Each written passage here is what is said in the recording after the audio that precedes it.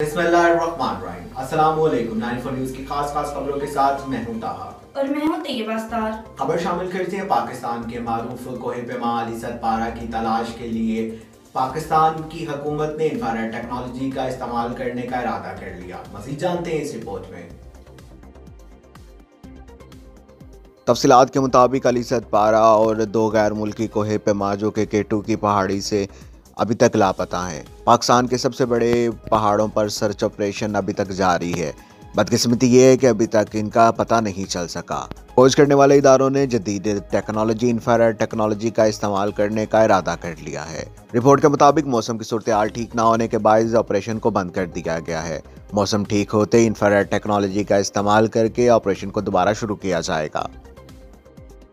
अब तक के लिए इतना ही। मज़ीद खबरों और अपडेट्स के लिए देखते रहिए 94 न्यूज़।